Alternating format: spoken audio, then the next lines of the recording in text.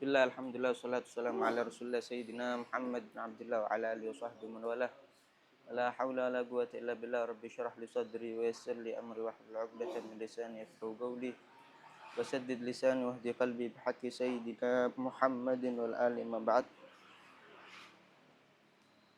Melanjutkan kajian kita pada apa yang telah dikarang oleh Syekh Salim bin Abdullah bin Sa'ad bin Sumair Al-Hadrami dalam kitabnya Safinatun Najah ila an qal faslun arkanul iman sittah. Nah, sebelumnya telah kita terangkan beberapa tentang rukun-rukun iman yang ada 6 tersebut. Sebelumnya juga diterangkan bahwasanya iman itu adalah ini percaya, yakin, tasdik. Itu namanya iman. Adapun secara syarak tidak hanya cukup dengan meyakini, tidak hanya cukup dengan mempercayai, akan tapi harus dengan adanya al-id'an atau kemarin tunduk terhadap kebenaran yang dia yakini tadi. Nah, karena sebagaimana disebutkan sebelumnya, berapa banyak orang-orang di masa Nabi Shallallahu Alaihi Wasallam itu mereka mengatakan, apakah kalian pernah mendapati Nabi ini berbohong?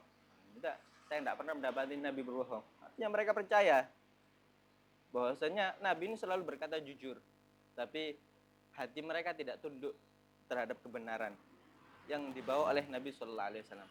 Nah, ini secara syarak iman itu sebagaimana dijelaskan itu menerimanya hati, ini percaya, yakin, kemudian tunduk terhadap kebenaran yang dia percayai tersebut.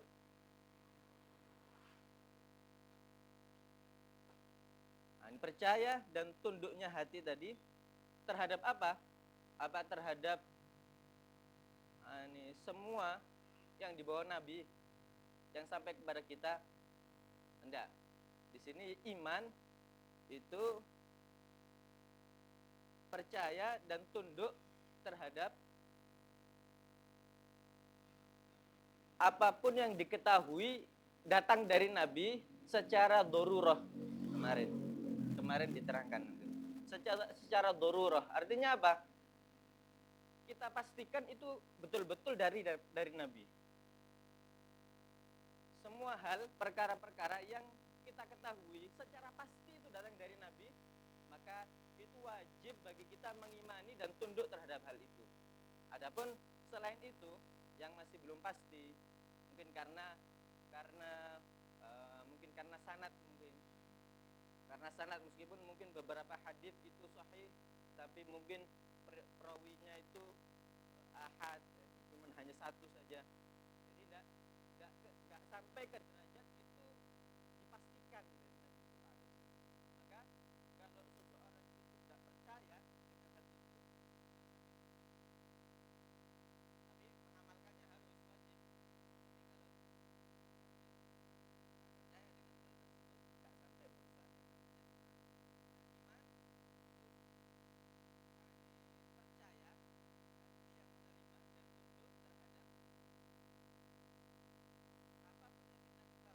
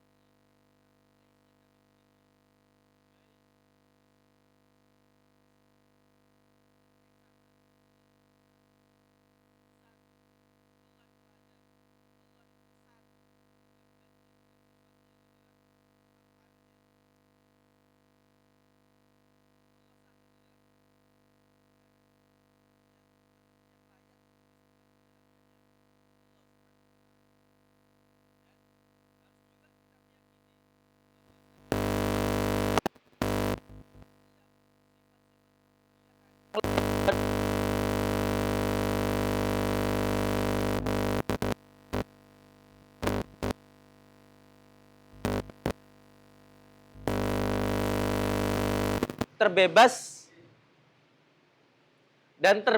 daripada sifat-sifat yang tidak layak terhadap Allah Subhanahu wa taala. Sifat-sifat yang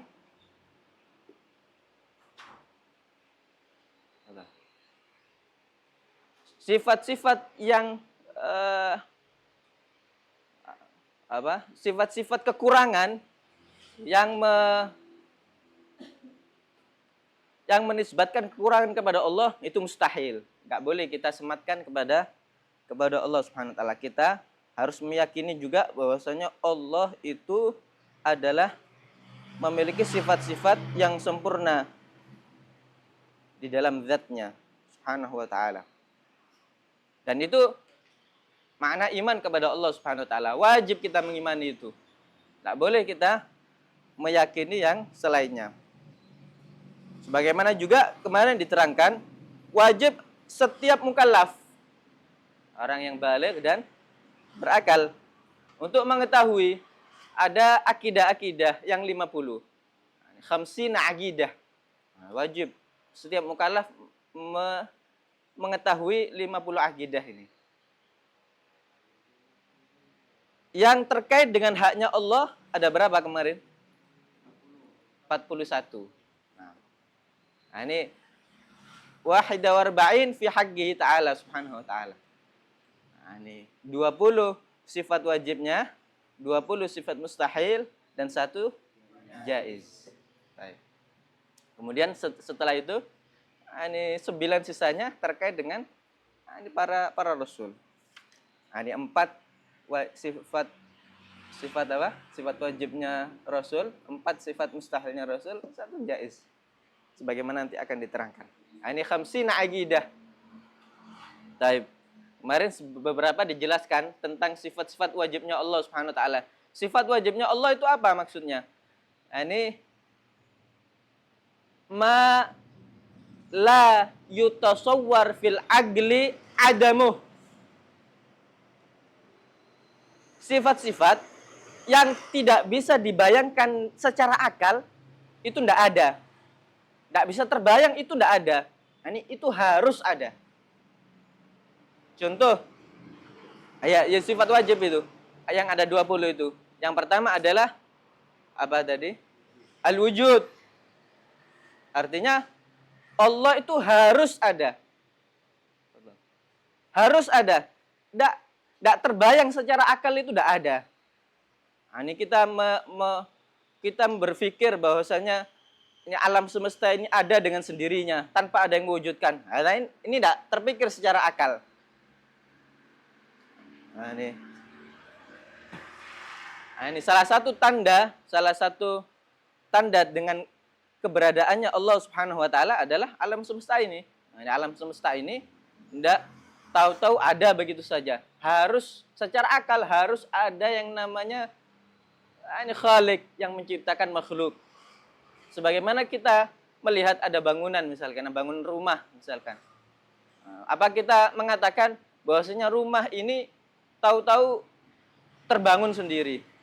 Ini bata-batanya bangun sendiri gitu. Habis itu ada pondasinya sendiri. Enggak terpikirkan secara akal. Pasti ada yang membangunnya. HP misalkan. Apakah terbayangkan kalau semua tahu-tahu muncul HP enggak tanpa ada yang menciptakan? Enggak. Nah, ini secara akal seperti itu. Adanya alam semesta ini menunjukkan keberadaannya Allah Subhanahu wa taala sang pencipta.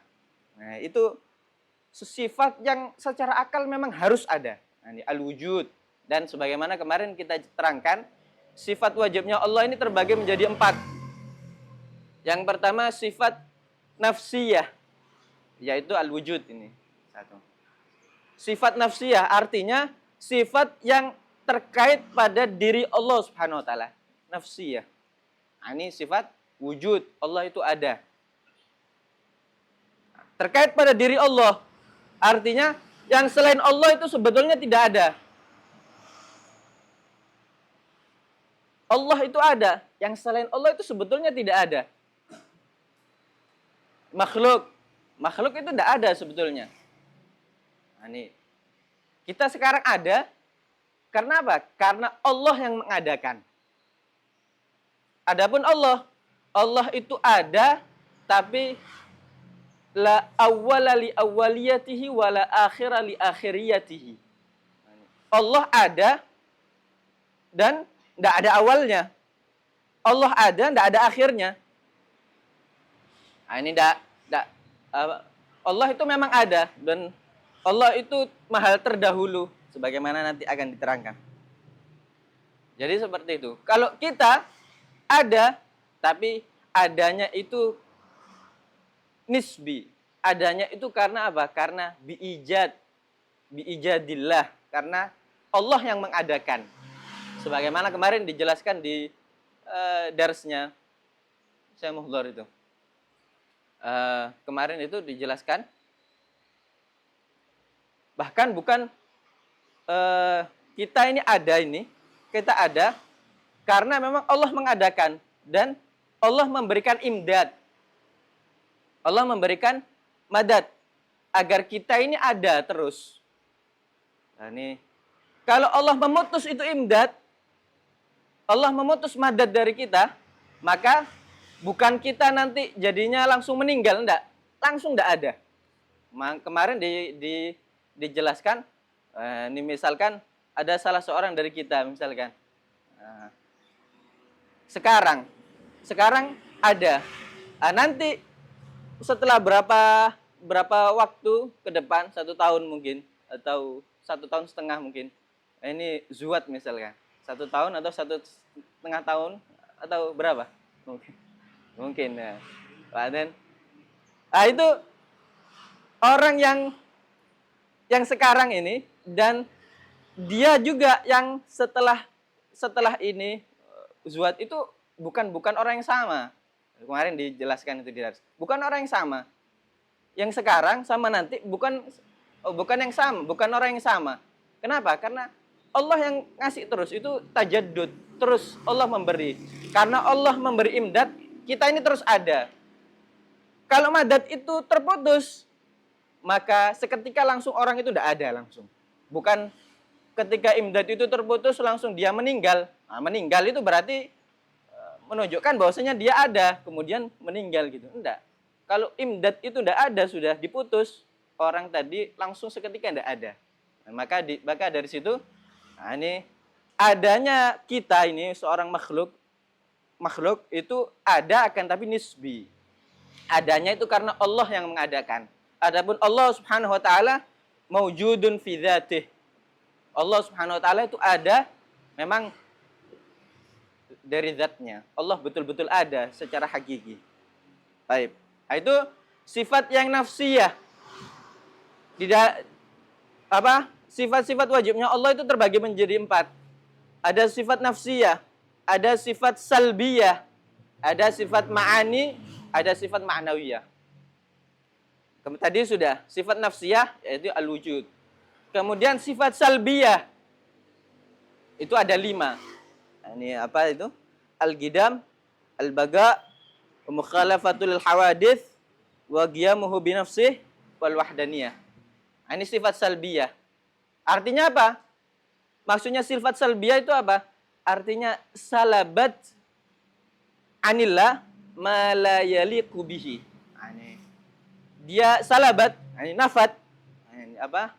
Mencabut, menghilangkan dari Allah sifat-sifat yang tidak layak untuk Allah Subhanahu wa taala. Ini namanya sifat salbiyah. Apa aja itu sifat salbiyah? Al-qidam. Kemarin dijelaskan.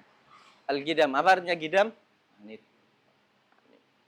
Allah zat yang maha terdahulu. Nah, ini sifat ini menghilangkan dari Allah sifat yang tidak layak, yaitu apa?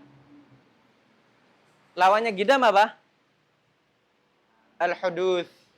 Al-huduts.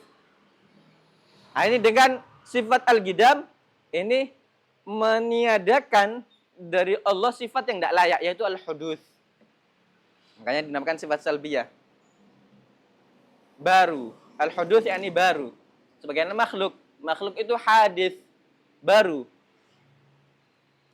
Kenapa kok baru? Karena dia berubah-ubah. Setiap makhluk berubah-ubah. Wa kullu mutaghayyirin hadis. Setiap yang berubah-ubah itu hadis adalah yang baru. Tapi Allah Subhanahu wa taala Maha terdahulu. Nah, sebagaimana tadi dijelaskan, Allah itu awal, Allah itu akhir, Allah itu zahir, Allah itu batin. Allah itu Maha awal dan awalnya itu tidak ada sebelumnya sesuatu apapun. Allah itu Maha akhir dan akhirnya itu tidak ada yang setelah Allah itu sama sekali, apapun dan siapapun. Nah, Al-Qidam Maha terdahulu. Baik. Al-Baqa, ini termasuk juga sifat salbiyah. Al-Baqa, apa artinya Al-Baqa? Ini Allah yang Maha kekal. Kekal. Akhirnya di sini sifat salbiyah mentiadakan sifat yang layak untuk Allah, yaitu apa? Adalah fana. Ini lawannya baga, fana. Allah itu tidak fana, Allah itu bagi. Allah itu zat yang maha kekal. Bagaimana? Baik. Wa mukhalafatu lil hawadits, termasuk sifat salbiyah juga. Apa mukhalafatul hawadits? Yani tidak sama dengan makhluk. Al hawadits yani makhluk. Makhluk ini sesuatu yang baru. Allah ini maha terdahulu. Kalau makhluk baru. Tidak sama dengan makhluk. Tidak sama di dalam sifatnya, tidak sama dengan dalam zatnya, tidak sama dengan di dalam af'alnya. Laisa kamitslihi syai' wa huwas samiul basir.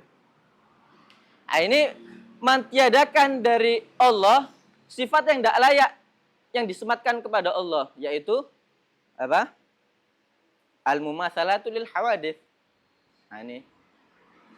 Jadi mentiadakan dari Allah bahwasanya Allah itu sama dengan makhluk. Makanya di sini dikatakan mukhalafatu lil hawadits. Allah tidak sama dengan makhluk.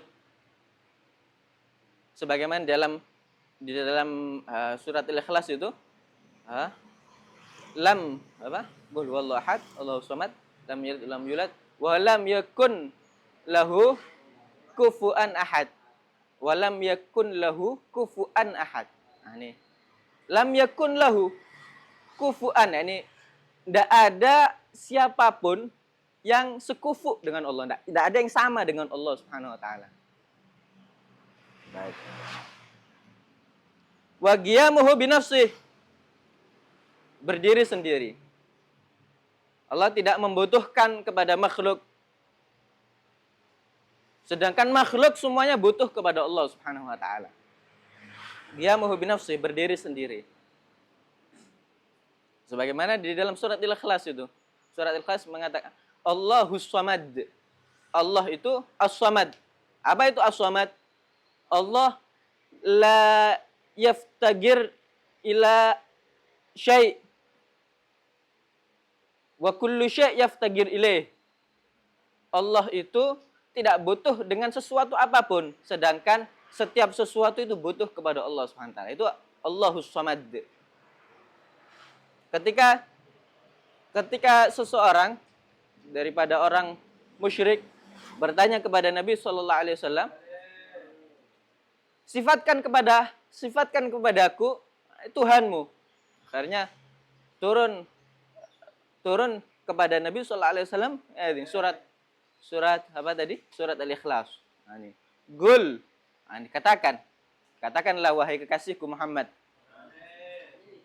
Huwallahu ahad. Dialah Allah yang Maha Esa. Allahus samad. Allah zat yang as-samad, tidak butuh dengan sesuatu apapun. Sedangkan setiap sesuatu butuh kepada Allah. Lam yalid. Allah itu tidak butuh dengan anak. Allah tidak melahirkan. Allah tidak butuh dengan anak. Walam yulad. Allah itu tidak butuh dengan ayah. Tidak butuh dengan orang tua. Tidak dilahirkan. Walam yakun lahu kufuwan ahad. Dan tidak ada yang sama dengan Allah Subhanahu wa taala sesuatu apapun. Baik. Wa qiyamuhu bi nafsihi, ini termasuk sifat salbiyah. Jadi mentiadakan dari Allah sifat yang tidak layak untuknya, yaitu apa? Al-ihtiyaj ila syai'. Ihtiyajuhu li syai'. Baik. Kemudian sifat salbiyah yang terakhir adalah al-wahdaniyah. Kabarnya al-wahdaniyah yakni esa, satu. Allah itu satu. Sebagaimana dikatakan dalam surat Al-Ikhlas, Qul huwallahu ahad. Allah itu satu. Nah, Allah itu satu. Nah, ini satu di dalam sifatnya, satu di dalam zatnya, satu di dalam af'alnya. Al-wahdaniyah. Allah itu satu. Allah itu esa. Tidak ada sesuatu, Allah itu tidak memiliki sekutu. La syarika lahu. Tidak memiliki sekutu. Kita tidak bisa membayangkan kalau ada sekutu, Allah memiliki sekutu. Anda tidak terbayangkan secara akal. Tuhan itu ada dua misalkan. Jangankan tiga, dua aja sudah tidak terbayangkan secara akal. Nah, akan hancur semuanya. Sebagaimana dalam Al-Quran, lau kanal ilahu ma'allah la fasadata. Hunaka alihatun ma'allah la fasadata. Lau kana fihi alihatun ma'allah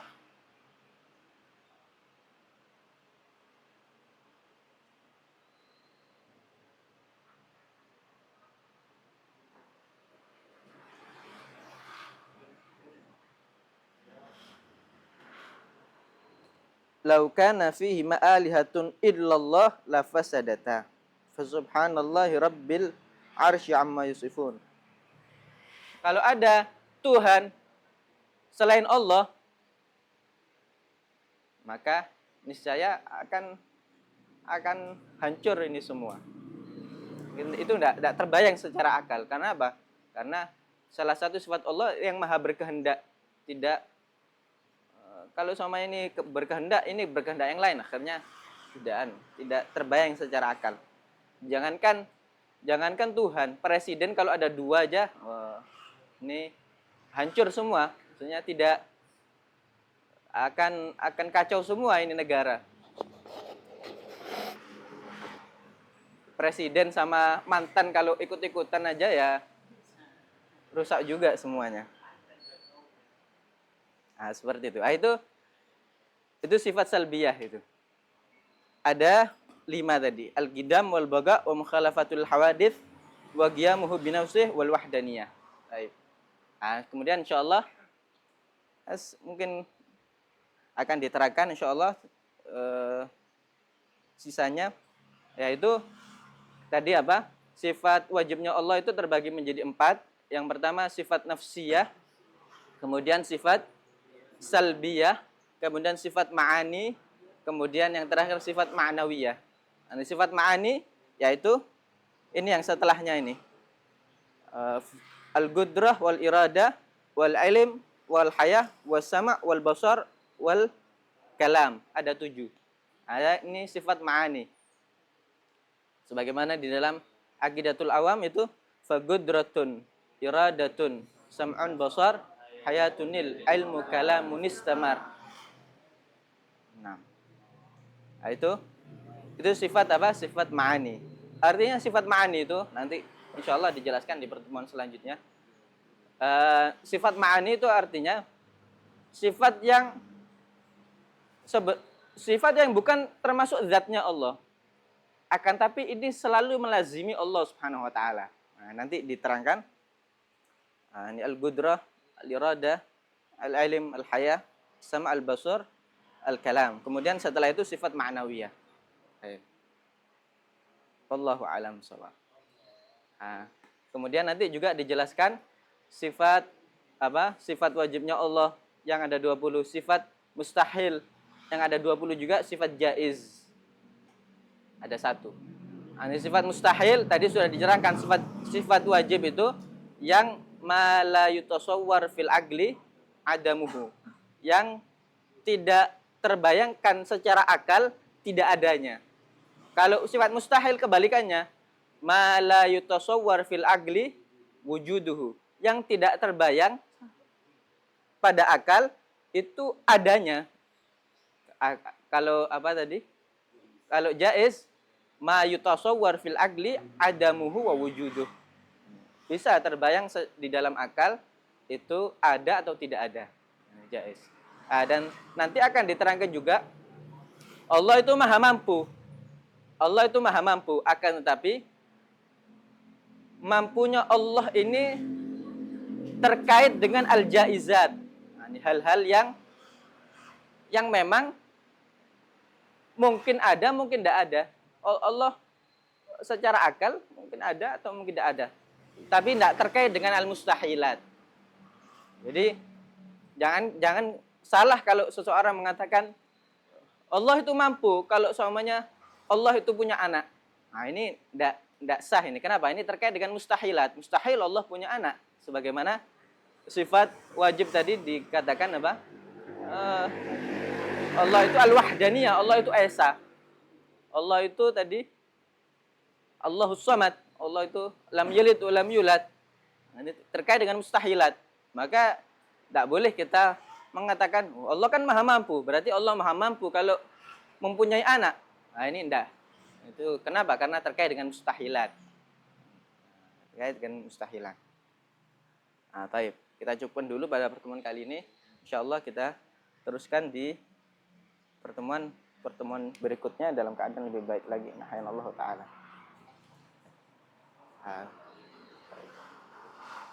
Sebelum kita tutup, mungkin ada yang tanya.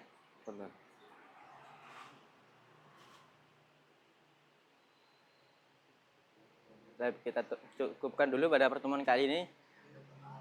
Kita akhiri dengan pembacaan doa kafaratul majlis. Bismillahirrahmanirrahim. Subhanakallahumma wa bihamdika asyhadu an la ilaha illa anta astaghfiruka wa atubu ilaik. Shallu 'alal habib.